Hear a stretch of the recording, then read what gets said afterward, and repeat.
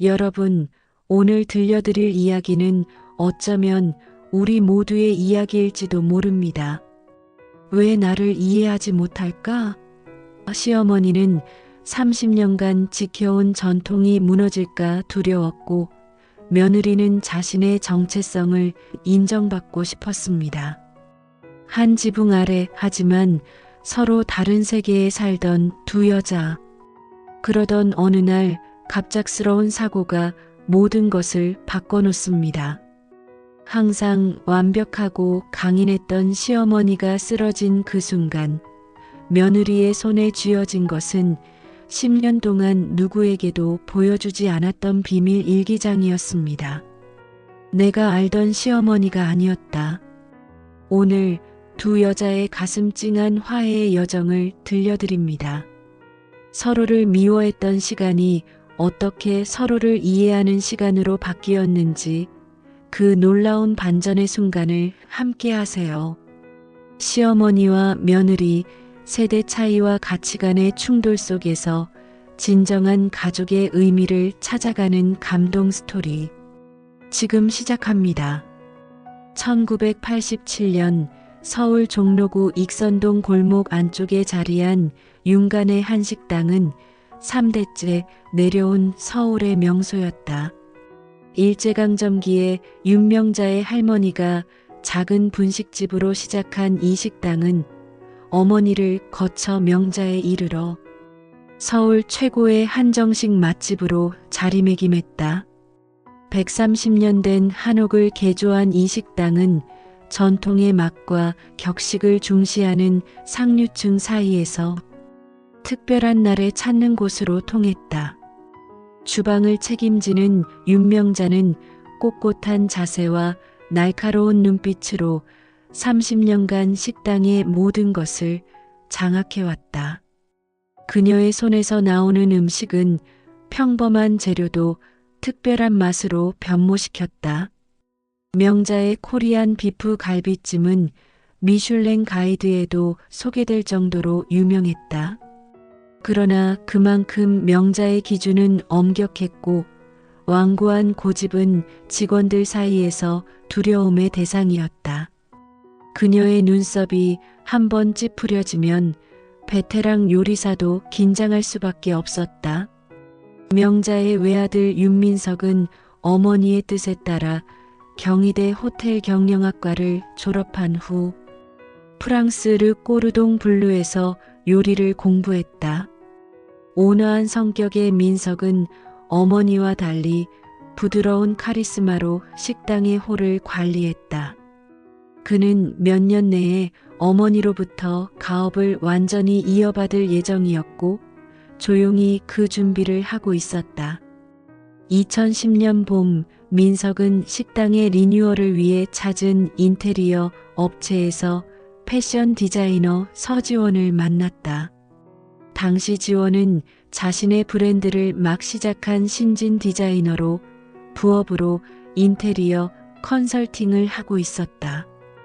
단발머리에 빨간 립스틱을 선명하게 바른 지원은 첫 미팅에서부터 기존 한식당의 고루한 이미지를 과감히 바꿔야 한다고 제안했다. 그녀의 대담함과 창의성에 민석은 매료되었고 비즈니스 미팅은 어느새 개인적인 만남으로 이어졌다. 6개월 후 민석은 어머니에게 지원과의 결혼을 조심스레 꺼냈다. 명자는 며느리가 될 사람을 직접 만나보고 싶다고 했다. 전통적인 가치관을 중요시하는 명자가 생각하는 이상적인 며느리는 가정적이고 순종적이며 시댁의 가업을 존중하는 여성이었다. 하지만 첫 만남에서 지원은 명자의 기대와는 거리가 멀었다. 화려한 패션과 자유분방한 말투, 그리고 무엇보다 자신의 커리어를 포기할 생각이 없다는 당당한 태도는 명자를 당혹스럽게 했다. 명자는 지원이 윤간의 방식을 배워야 한다고 생각했다. 식당 일은 전통을 지키는 것이 중요했기 때문이다. 하지만 민석은 지원의 독립적인 성격과 창의력에 반해 결혼을 밀어붙였다. 결혼식은 명자의 바람대로 전통 혼례로 치러졌고 지원은 무거운 화롯을 입고 예를 갖춰 시부모에게 절을 올렸다. 표면적으로는 평화로운 출발이었지만 두 여성의 마음속에는 이미 작은 균열이 생기기 시작했다. 결혼 초기 명자는 지원이 주말마다 식당 일을 돕고 한식 조리법을 배우길 기대했다.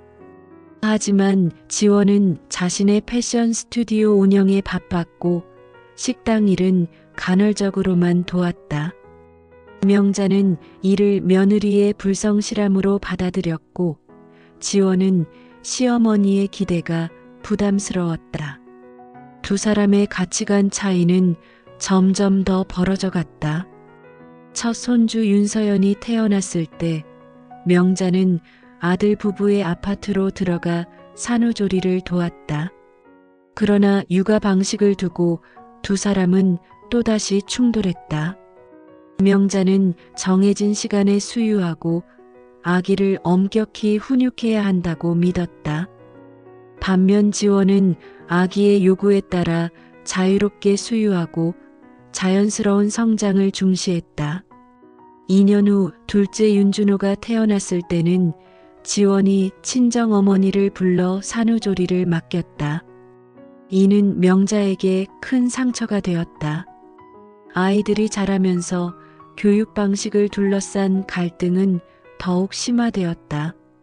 명자는 손주들에게 예의범절과 학업을 강조했다. 서연이 5살 때부터 피아노와 한자를 가르치고 윤가네의 후계자로 자라길 바랐다. 반면 지원은 아이들의 자율성과 창의성을 중시했고 과도한 조기 교육에 반대했다. 민석은 어머니와 아내 사이에서 중재자 역할을 하느라 점점 지쳐갔다. 명자는 매주 일요일 가족 모임을 고집했다.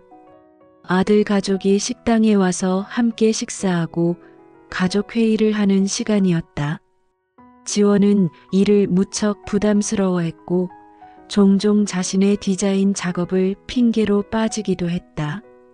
그럴 때마다 명자의 얼굴은 굳어졌고 민석에게 넌지시 내 아내는 가족보다 일이 중요한가 보구나라고 말했다. 이런 간접적인 비난이 민석을 통해 지원에게 전해질 때마다 두 사람 사이의 벽은 조금씩 높아졌다. 윤간의 식당의 30주년 기념 행사를 앞둔 어느 날 명자는 지원에게 특별한 한복 디자인을 부탁했다. 직원들과 가족들이 모두 입을 전통 한복을 현대적으로 재해석해 달라는 것이었다. 지원은 이를 시어머니가 자신의 재능을 인정하는 신호로 받아들이고 기뻐했다. 그러나 완성된 디자인을 본 명자는 실망을 감추지 못했다. 너무 화려하고 전통의 미를 잃어버렸다며 다른 한복 디자이너에게 의상을 맡겼다. 지원은 깊은 상처를 받았다. 이 사건 이후 두 사람의 관계는 더욱 서늘해졌다. 민석은 두 사람 사이에서 영혼까지 갈라지는 듯한 고통을 느꼈지만 어느 쪽도 편들 수 없었다. 가족의 균열은 조금씩 깊어져 갔다. 승 갈등 심화. 2020년 설날 윤간의 한식당은 하루 휴업하고 가족들이 모였다. 코로나19로 인해 작년 추석에는 모이지 못했기에 이번 명절은 특별했다. 명자는 아침부터 정성껏 차례상을 준비했고 지원과 아이들은 오후에 도착했다. 초등학교 6학년이 된 서연과 4학년 준호는 새 한복을 입고 할머니에게 큰 절을 올렸다. 명자는 환하게 웃으며 손주들에게 세뱃돈을 건넸다. 그러면서 서연의 귀에 작게 속삭였다. 이제 중학생이 되면 주말마다 할머니에게 와서 요리를 배워야 한다고 엄마는 바빠서 윤간의 비법을 못 배웠지만 서연이 할머니 뒤를 이어야 한다고 말했다. 이 말을 우연히 들은 지원은 얼굴이 굳었지만 명절 분위기를 깨지 않기 위해 애써 미소를 지었다. 식사가 시작되고 화기애애한 분위기 속에서 민석이 올해 식당 운영 계획을 이야기했다.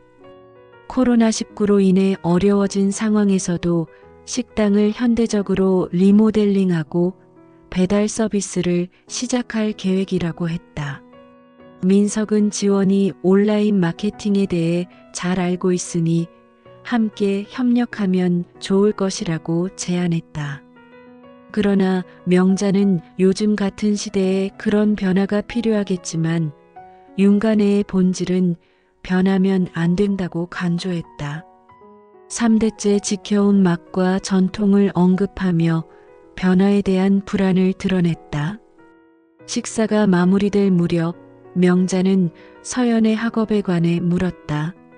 최근 성적이 조금 떨어졌다는 이야기를 듣자 명자의 표정이 어두워졌다. 그녀는 아이들의 공부 관리에 대해 물으며 지원과 민석 모두 일이 바쁘니 걱정된다고 말했다. 지원은 이 말이 자신을 향한 비난임을 직감했다. 그동안 참아왔던 감정이 서서히 올라오기 시작했다. 지원은 아이들 성적보다 균형 잡힌 성장을 중요하게 생각한다고 말했다. 서연이 요즘 패션 디자인에 관심이 많아 함께 스케치도 배우고 있다고 했다. 명자는 취미는 학업이 끝난 후에 해도 충분하다며 윤가무는 3대째 음식으로 이름을 알렸으니 서연이 그 전통을 이어가길 바란다고 말했다. 민석이 급히 화제를 돌리려 했지만 이미 공기는 팽팽하게 얼어붙었다. 준호가 실수로 국그릇을 엎지르자 긴장은 폭발했다. 명자는 아이들 매너가 안 되어 있다고 말했고 지원은 더 이상 참을 수 없었다. 그녀는 아이가 실수한 것뿐인데 매너 타령은 그만하라며 분노를 표출했다. 10년 넘게 시어머니 눈치만 보며 살았고 자신의 패션 커리어, 육아 방식, 심지어 성격까지 모두 마음에 들지 않는다고 말했다. 시어머니가 한 번이라도 자신을 인정한 적이 있냐고 물었다. 식탁은 순식간에 얼어붙었다. 민석은 당황해 아내의 손을 잡으려 했지만 지원은 이미 자리에서 일어나고 있었다. 그녀는 윤간의 며느리가 되려면 자신의 정체성을 완전히 버려야 한다면 그건 할 수 없는 일이라며 아이들과 함께 자리를 떠났다.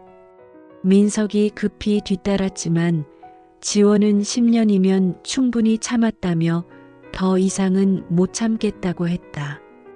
뒤에 남겨진 명자는 차가운 표정으로 창밖을 바라보며 지원이 처음부터 윤가문에 맞지 않았다고 중얼거렸다. 그날 이후 지원은 시댁 방문을 거부했다. 민석이 주말에 아이들을 데리고 할머니를 만나게 했지만 지원은 한 발짝도 윤간의 식당에 들어가지 않았다. 명자 역시 고집을 꺾지 않았다. 아들에게는 며느리가 먼저 사과하기 전엔 만날 필요 없다고 했다. 민석은 매일 밤 어머니와 아내 사이에서 전화통에 매달렸다. 낮에는 식당 운영으로 지치고 밤에는 가족 갈등으로 잠을 이루지 못했다. 그의 건강은 급속도로 나빠졌다. 오래전부터 앓던 위궤양이 악화되어 밤마다 통증에 시달렸지만 어머니나 아내 모두에게 알리지 않았다. 코로나19 상황이 악화되면서 식당 운영도 어려워졌다. 배달 서비스를 시작했지만 전통 한정식은 배달 음식으로 적합하지 않았다. 명자는 변화를 거부했고 민석은 혼자서 모든 것을 감당해야 했다. 극심한 스트레스와 과로가 그를 파고들었다. 2020년 여름의 끝자락, 민석은 한밤중에 심한 복통을 느끼고 화장실로 달려갔다. 토해낸 것은 선홍빛 피였다. 놀란 지원이 구급차를 불렀고 민석은 응급실로 실려갔다. 진단은 위궤양 출혈이었다. 의사는 스트레스가 주요 원인이며 당분간 절대 안정이 필요하다고 했다. 병원에 누워있는 민석의 모습은 초췌했다. 그동안 얼마나 많은 것을 혼자 견뎌왔는지 창백한 얼굴이 말해주고 있었다. 지원은 남편의 손을 잡고 눈물을 흘렸다. 병실 문이 열리고 명자가 들어왔다. 아들의 입원 소식을 듣고 급히 달려온 것이었다. 지원과 명자는 민석의 병상에서 마주쳤지만 서로 인사도 나누지 않았다. 두 사람의 침묵 속에 병실의 공기는 더욱 무거워졌다. 의사는 민석의 상태가 생각보다 심각하다고 설명했다. 장기간 스트레스로 인한 위출혈이 반복되었고 빈혈 상태가 심각했다. 적어도 2달간은 일을 완전히 중단하고 안정을 취해야 한다는 것이었다. 민석은 누군가 식당 일을 맡아야 한다고 걱정했다. 명자는 자신이 있으니 걱정 말라고 했고 지원은 뜻밖에도 도움을 제안했다. 명자가 주방을 맡고 홀 관리와 직원 스케줄은 자신이 맡겠다고 했다. 명자와 민석 모두 놀랐지만 지원은 남편의 건강이 우선이라며 스튜디오는 잠시 동료에게 맡길 수 있다고 했다. 명자는 잠시 생각에 잠겼다가 고개를 끄덕였다. 비록 며느리를 인정하고 싶지 않았지만 아들의 건강을 위해서는 어쩔 수 없는 선택이었다. 그녀는 식당 일은 자신의 방식대로 해야 한다고 못 박았고 지원도 동의했다. 두 사람은 어색한 동맹을 맺었지만 그 내면에는 여전히 깊은 갈등이 자리 잡고 있었다. 민석이 병원에 입원한 지 일주일째 되는 날, 지원은 점심 서비스를 마치고 병원을 향했다. 그때 명자에게서 급한 전화가 왔다. 중요한 단골 손님이 방문했으니 빨리 와달라는 것이었다.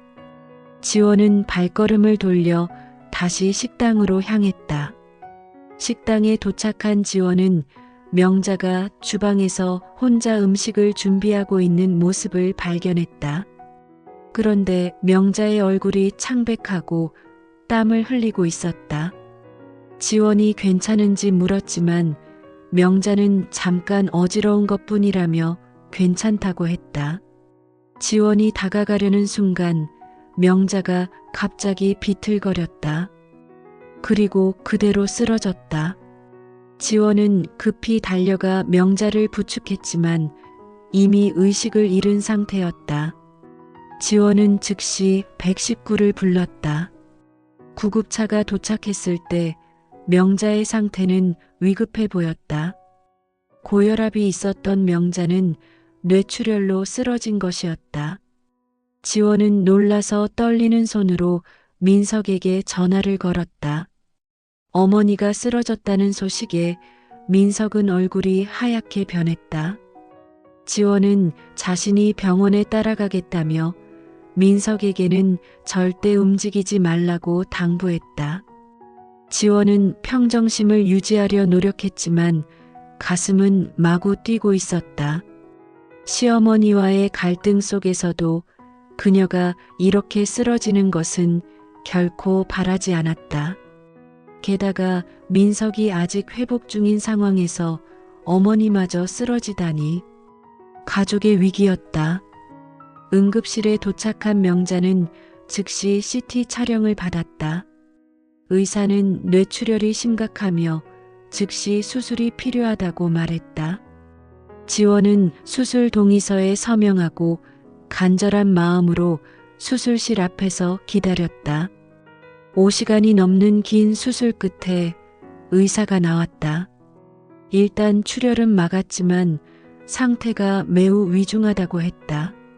48시간이 고비가 될 것이며 설사 깨어난다 해도 오른쪽 신체 마비가 남을 가능성이 높다고 했다. 지원은 충격을 받아 벽에 기대어 섰다. 강인하고 완고했던 시어머니가 이제 반신불수가 될 수도 있다는 말이었다. 병실로 돌아가 민석에게 이 소식을 어떻게 전해야 할지 막막했다.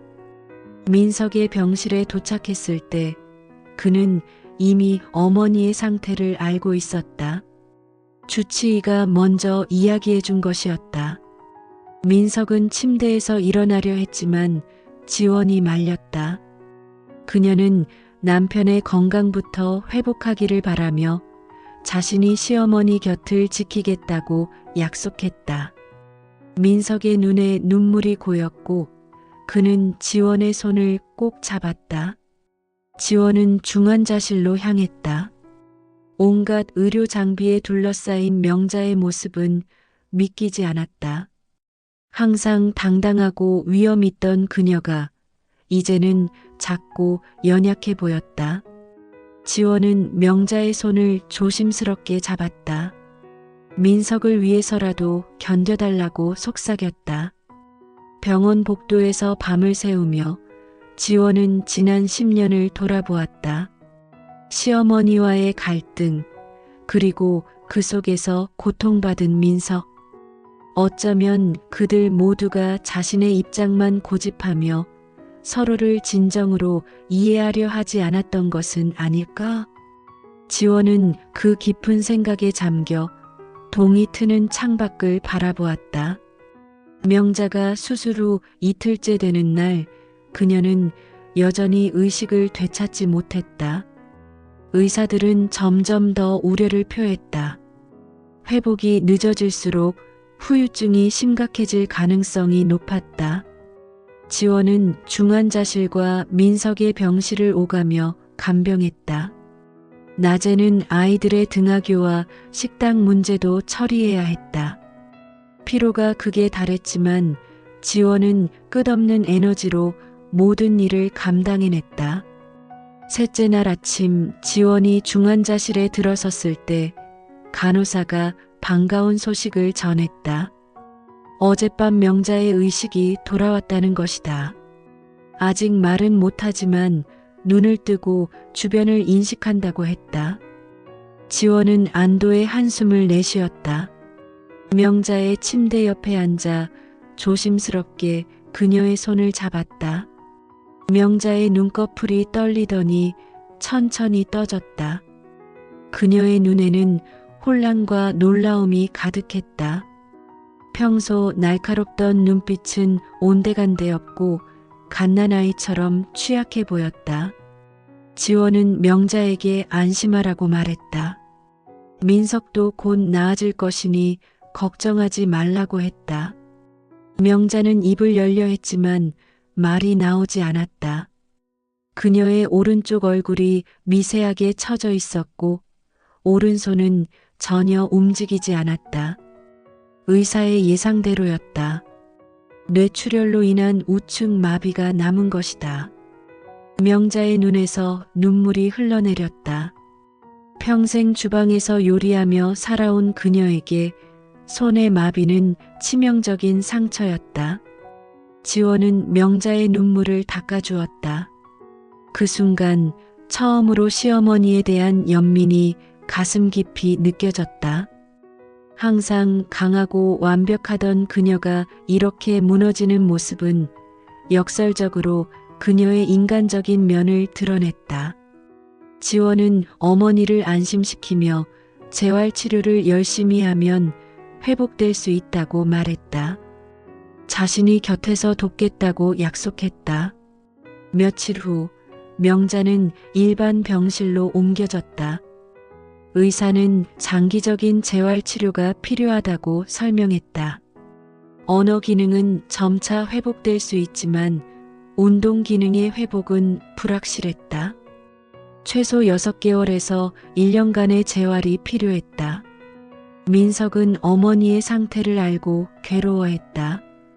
그는 퇴원을 고집했지만 의사는 아직 그의 상태도 위험하다고 경고했다. 위출혈이 재발할 위험이 있었다.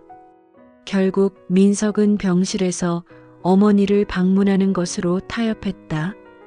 지원은 모든 것을 다시 생각했다. 아이들의 학교, 민석의 건강, 명자의 재활, 그리고 식당 운영까지 분명 쉽지 않은 상황이었다. 하지만 가족의 위기 앞에서 그녀는 결단을 내렸다. 자신의 패션 스튜디오를 일시적으로 휴업하고 모든 것을 가족에게 집중하기로 한 것이다. 그녀는 명자에게 식당은 걱정하지 말라고 했다. 직원들과 함께 운영할 테니 그리고 재활도 자신이 도울 거라고 말했다. 명자의 눈에는 의심과 놀라움이 교차했다. 그녀는 아직 완전히 말을 할 수 없었지만 그 표정은 많은 것을 말해주고 있었다. 이틀 후 지원은 명자의 재활 치료를 시작했다. 매일 아침 일찍 병원에 도착해 그녀를 휠체어에 태우고 치료실로 데려갔다. 처음에는 불편한 침묵만이 두 사람 사이를 채웠다. 명자는 자신의 나약한 모습을 며느리에게 보이는 것이 견디기 힘들었고 지원은 어떻게 대화를 시작해야 할지 몰랐다. 재활치료는 고통스러웠다. 특히 언어치료와 운동치료는 명자에게 큰 좌절감을 안겨주었다. 평생 완벽을 추구해온 그녀가 이제는 가장 기본적인 동작도 힘겨워했다. 그날도 치료사의 지시에 따라 스푼으로 물을 옮기는 연습을 하던 명자는 계속해서 실패했다. 결국 그녀는 분노와 좌절감에 스푼을 던져버렸다. 지원은 어머니를 진정시키며 천천히 하자고 조급해하지 말라고 말했다. 그녀의 부드러운 목소리에 명자는 놀란 듯 지원을 바라보았다. 항상 자신과 대립하던 며느리가 이렇게 인내심을 갖고 자신을 대하는 것이 낯설었다. 그날 밤 명자의 병실에서 지원은 어머니가 잠든 사이 케이스를 정리하다가 낡은 일기장을 발견했다. 민석이 어머니의 중요한 물건들을 가져다 준 것 중 하나였다. 잠시 망설이던 지원은 조심스럽게 일기장을 펼쳤다. 거기에는 민석과 지원의 결혼 초기부터 적힌 시어머니의 진심이 담겨 있었다. 결혼 당시 지원이 기대와는 달랐지만 아들이 행복해하는 모습에 마음이 놓였다는 내용, 젊었을 때 자신도 꿈을 좇고 싶었다는 속마음, 서연이 태어났을 때의 기쁨과 지원의 육아 방식에 대한 걱정, 그러면서도 자신의 방식이 구식인지 고민한 흔적, 지원이 디자인한 한복이 사실은 아름다웠다는 고백과 인정하지 못한 후회, 그리고 민석이 두 사람 사이에서 힘들어하는 것을 보며 자신이 양보해야 할지 고민했던 흔적까지. 지원은 눈물을 참을 수 없었다. 일기장에 적힌 시어머니의 진심은 그녀가 상상했던 것과 전혀 달랐다. 명자는 완고함 속에 숨겨진 불안과 두려움, 그리고 가족에 대한 깊은 사랑을 갖고 있었다. 모든 것이 오해였다는 것을 깨달았다. 그때 침대에서 눈을 뜬 명자와 눈이 마주쳤다. 일기장을 읽고 있던 지원은 황급히 책을 덮으려 했지만 이미 늦었다. 명자의 눈에서 눈물이 흘러내렸다. 지원은 침대 옆으로 다가가 시어머니의 손을 잡았다. 그녀는 이제야 어머니 마음을 조금 알 것 같다며 사과했다. 명자는 겨우 입을 열었다. 발음은 여전히 어눌했지만 단어들이 천천히 흘러나왔다. 그녀는 자신의 잘못이라며 너무 고집을 부렸다고 인정했다. 두 여성의 눈에서 눈물이 흘러내렸다. 10년간 쌓아온 오해와 갈등이 이 취약한 순간에 무너지기 시작했다. 다음 날 지원은 명자의 재활치료에 더욱 적극적으로 참여했다. 치료사의 지시에 따라 시어머니의 마비된 손을 마사지하고 간단한 운동을 도왔다. 그 과정에서 두 사람은 조금씩 대화를 나누기 시작했다. 지원은 처음 명자가 요리를 가르쳐 주었을 때 정말 배우고 싶었다고 고백했다. 하지만 자존심이 세서 잘 못한다는 말을 듣는 게 두려웠다고 했다. 명자는 놀란 눈으로 지원을 바라보며 자신이 너무 엄격했다고 인정했다. 지원은 명자가 단지 최고를 추구했을 뿐이며 윤간애가 명성을 유지한 것은 그 열정 덕분이라고 말했다.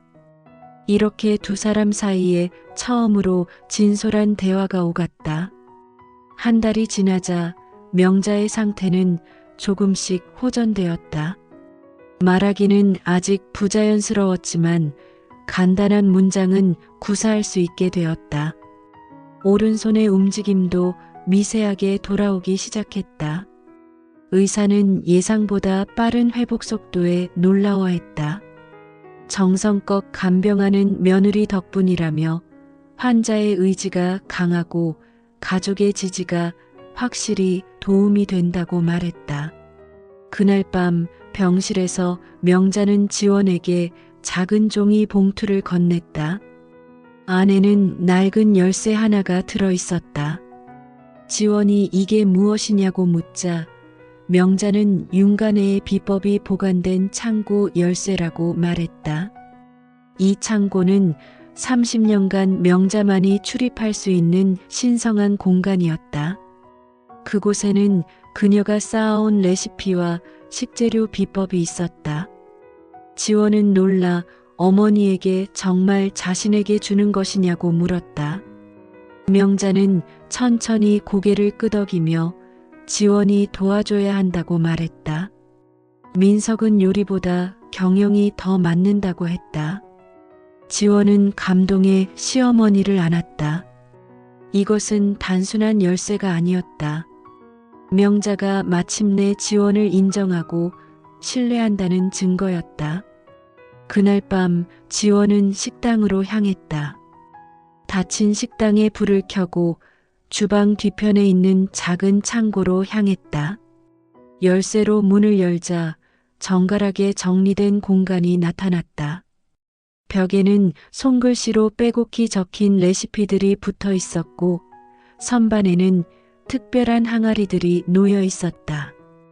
지원은 명자의 필체로 쓰인 레시피들을 하나하나 살펴보았다. 그 속에는 단순한 요리법만이 아니라 명자의 인생이 담겨 있었다. 실패와 성공의 기록, 고객들의 반응, 그리고 끊임없는 시도와 개선의 흔적. 완벽주의자 명자의 열정이 고스란히 드러나 있었다. 그때 지원의 머릿속에 아이디어가 떠올랐다. 그녀는 자신의 스케치북을 꺼내 밤새도록 무언가를 그리고 계획했다. 다음 날 아침 지원은 병원에 도착해 흥분된 목소리로 명자에게 이야기했다. 어젯밤에 좋은 생각이 났다며 윤간애의 전통을 지키면서도 현대적인 감각을 더하는 방법을 찾았다고 말했다. 그녀는 자신이 스케치한 디자인들을 명자에게 보여주었다. 전통 한식의 플레이팅을 현대적으로 재해석한 것, 윤간애의 시그니처 음식을 테이크아웃하기 좋은 형태로 변형한 것, 그리고 한옥 인테리어를 젊은 세대도 편안하게 느낄 수 있도록 재구성한 디자인들이었다. 명자는 처음에는 의구심을 품은 눈빛이었지만 점차 관심을 보이기 시작했다. 특히 전통 음식의 맛은 그대로 유지하면서 모양과 플레이팅만 현대적으로 바꾸는 아이디어에 고개를 끄덕였다. 그녀는 요즘 젊은이들도 전통 맛을 알아야 하지만 시각적으로 친숙해야 한다고 말했다.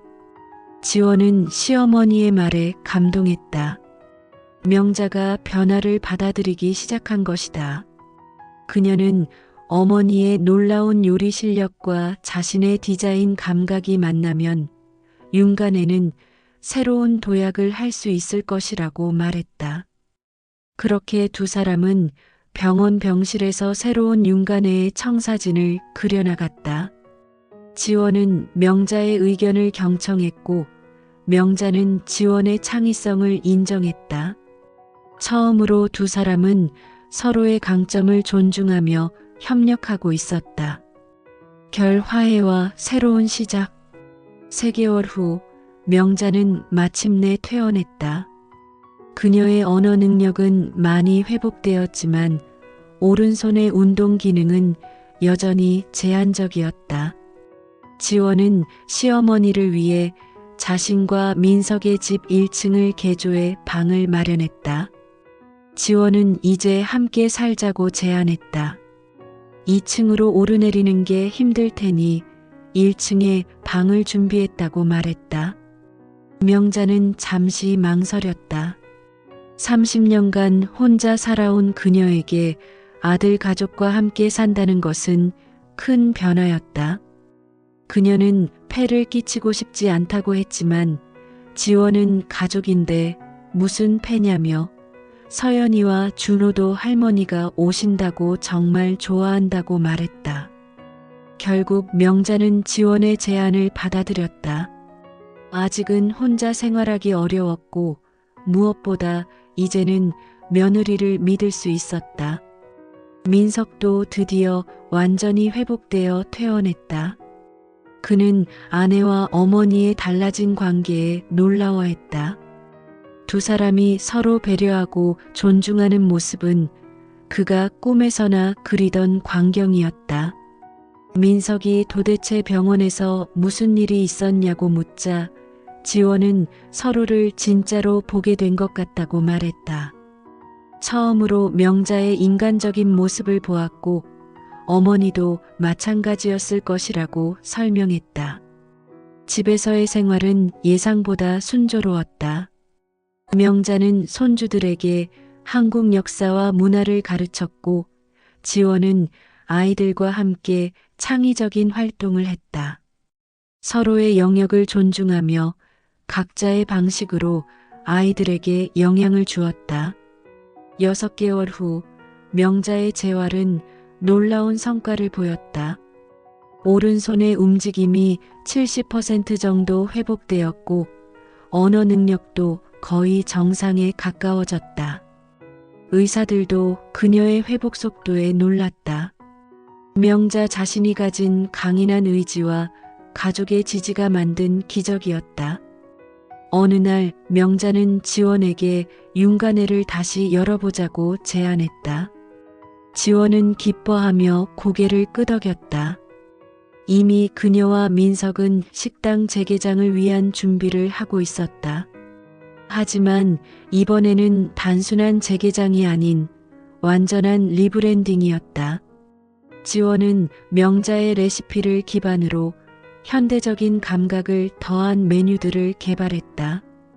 전통 한식의 맛은 유지하되 플레이팅과 구성을 젊은 세대도 즐길 수 있게 변화시켰다. 명자는 처음에는 걱정했지만 맛을 보고는 감탄했다. 맛은 그대로인데 보기에 더 아름다워졌다고 말했다. 인테리어도 변화를 주었다. 한옥의 전통적 구조는 유지하되 현대적인 조명과 가구를 배치했다. 지원이 디자인한 한복에서 영감을 받은 패브릭과 도자기가 식당 곳곳에 놓였다. 명자의 요리 철학을 담은 서예 작품도 벽에 걸렸다. 2021년 봄 윤간의 모던 한식당이 재개장했다. 명자는 여전히 주방을 총괄했지만 이제는 지원과 함께 메뉴를 기획했다. 민석은 경영과 마케팅을 담당했고 온라인 예약 시스템을 도입해 디지털 시대에 맞게 변화시켰다. 리뉴얼 오픈한 식당은 입소문을 타고 대성공을 거두었다. SNS에서는 전통과 현대의 완벽한 조화라는 평가와 함께 사진들이 공유되었다.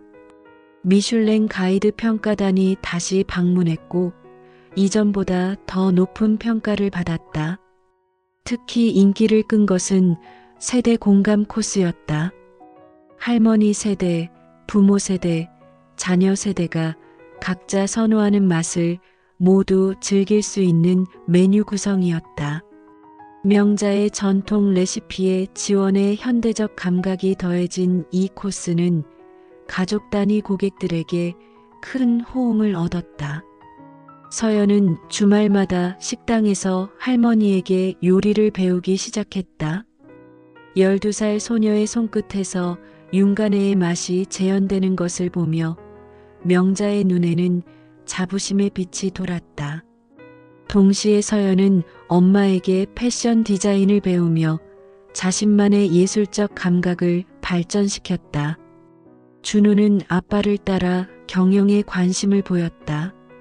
손님들에게 메뉴를 설명하고 그들의 피드백을 받아 가족회의에서 공유하는 역할을 자처했다. 10살 소녀는 가족 내 갈등 해결사로서의 재능도 보여주었다. 엄마와 할머니 사이에 작은 의견 충돌이 있을 때마다 준호는 재치 있는 말로 분위기를 환기시켰다. 그는 할머니의 아이디어에 공감하면서도 엄마가 할머니 방식도 함께 써보자고 했다고 말하며 양쪽을 중재했다. 이처럼 아이들은 양쪽 세대의 장점을 모두 배우며 성장했다.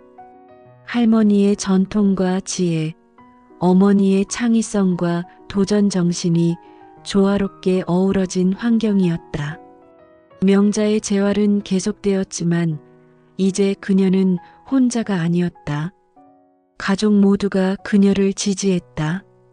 특히 지원은 바쁜 와중에도 시어머니의 재활 운동을 돕고 병원 검진에 동행했다. 둘 사이에는 서로에 대한 존경과 애정이 자라났다. 식당의 성공과 함께 지원의 패션 커리어도 새로운 방향을 찾았다. 그녀는 전통 한복에서 영감을 받은 현대적 의류 라인을 런칭했다. 윤간의 스타일이라 불리는 이 브랜드는 식당의 유니폼부터 시작해 일상복으로 확장되었다. 명자의 요리 철학과 지원의 디자인 감각이 만나 또 하나의 시너지를 만들어낸 것이다. 어느 가을 저녁 윤간의 뒤뜰에서 가족 모임이 열렸다. 단풍이 물든 나무 아래 세 세대가 함께 모여 음식을 나누고 대화를 나누는 모습은 평화로웠다. 명자는 오른손으로 천천히 손주들에게 떡을 건네며 미소 지었다. 1년 전만 해도 상상할 수 없었던 일이라고 말했다. 지원은 시어머니의 어깨에 손을 얹으며 그때는 서로를 진짜로 보지 못했던 것 같다고 말했다. 각자의 방식이 옳다고 생각하면서 상대방을 이해하려는 노력을 하지 않았다고 반성했다.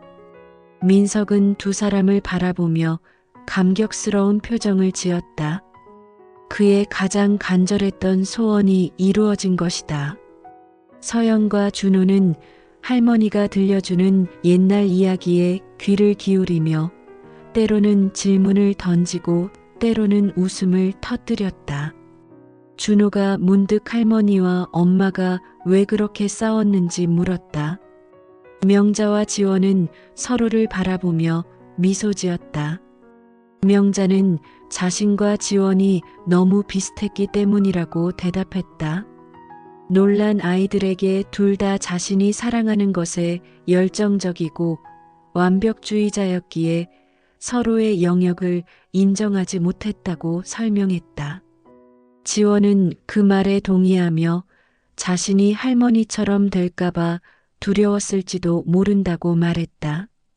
강하고 확고하고 전통을 중시하는 그런 면이 있는 게 나쁘지 않다는 것을 이제야 깨달았다고 했다.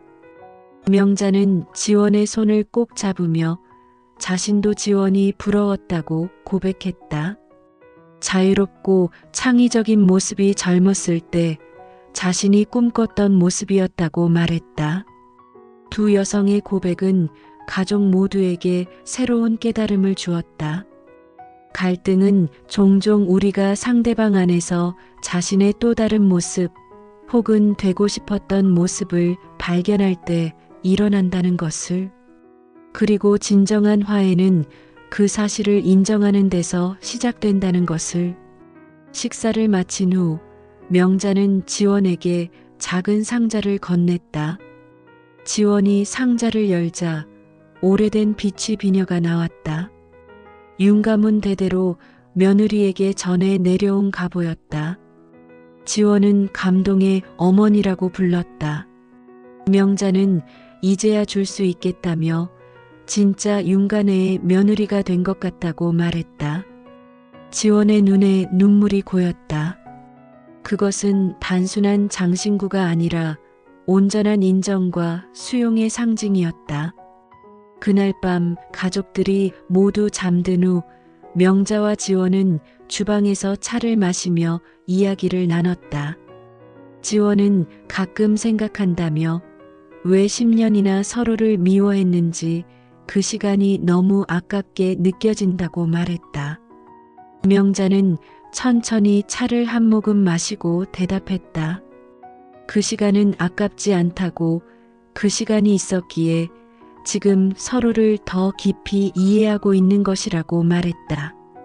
지원은 시어머니의 지혜에 감탄했다. 한순간의 화해가 아니라 고통스러운 과정을 통해 진정으로 서로를 이해하게 된 것이다. 그녀는 이제 자신이 어머니의 가치관을 이해하고 어머니도 자신의 방식을 인정해 주시니 좋다고 말했다. 특히 아이들이 양쪽의 장점을 모두 배울 수 있어 다행이라고 덧붙였다. 명자는 고개를 끄덕이며 세상은 변하고 있다고 말했다.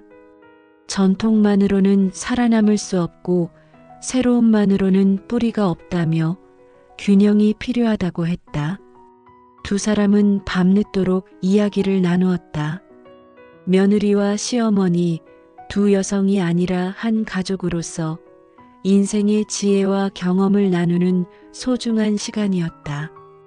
2022년 초 윤간에는 예약이 3개월 넘게 꽉 찬 서울의 핫플레이스가 되었다. 방송에서도 이 가족의 이야기에 관심을 보였다. 세대 갈등을 넘어 시너지를 만들어낸 가족 비즈니스라는 주제로 다큐멘터리가 제작되었고 많은 이들에게 영감을 주었다. 그러나 가족에게 가장 소중한 것은 외부의 성공이 아니라 서로에 대한 깊은 이해와 존중이었다. 명자는 지원의 창의성과 도전 정신을 배웠고 지원은 명자의 전통에 대한 존중과 장인 정신을 배웠다. 민석은 두 사람 사이에서 더 이상 힘들어하지 않고 오히려 그들의 시너지를 경영에 활용했다. 아이들은 할머니의 지혜와 어머니의 창의성을 모두 물려받으며 자신만의 길을 찾아가고 있었다. 명자의 오른손은 완전히 회복되지 않았지만 그녀는 이제 그것을 한계로 여기지 않았다. 오히려 그 경험을 통해 인생의 새로운 의미를 찾았다. 그녀는 이제 요리 교실을 열어 젊은 세대에게 전통 한식의 맛과 철학을 가르쳤다. 한때는 엄격하고 완고했던 그녀가 이제는 따뜻하고 포용력 있는 스승으로 변모한 것이다. 지원 역시 변화했다. 한때는 자신의 커리어와 개성만을 중시하던 그녀가 이제는 가족의 유산과 전통의 가치를 깊이 이해하게 되었다. 그녀의 패션 디자인에는 한국 전통의 아름다움이 깊이 스며들었고 이는 해외에서도 주목받기 시작했다. 어느 봄날 저녁 윤간의 한 식당의 작은 정원에서 가족 사진을 찍었다. 벚꽃이 흩날리는 가운데 세 세대가 함께 웃고 있는 모습은 그 자체로 아름다운 그림이었다. 사진 속에서 명자와 지원은 서로의 손을 잡고 있었다. 한때는 깊은 갈등으로 멀어졌던 두 사람이 이제는 서로에게 가장 큰 의지가 되어주고 있었다. 이것이 윤간의 가족의 이야기다. 갈등과 오해를 넘어 더 깊은 이해와 사랑을 찾아낸 여정. 서로 다른 세대와 가치관이 충돌하지 않고 공존할 수 있다는 것을 보여주는 살아있는 증거. 그리고 무엇보다 진정한 가족의 의미를 다시 발견한 아름다운 이야기. 시어머니와 며느리 두 여성의 관계는 때로는 가장 복잡하고 어려울 수 있다. 하지만 윤명자와 서지원의 사례처럼 위기는 때로 새로운 시작의 기회가 될 수 있다. 서로를 이해하고 존중하는 마음만 있다면 어떤 벽도 허물 수 있음을 그들은 보여주었다. 오늘도 윤간의 한 식당에는 웃음소리가 끊이지 않는다. 식당 한켠에 걸린 가족 사진 속에서 명자와 지원은 환하게 웃고 있다. 10년의 갈등과 1년의 화해가 만들어낸 기적 같은 순간을. 그리고 그들의 이야기는 계속된다.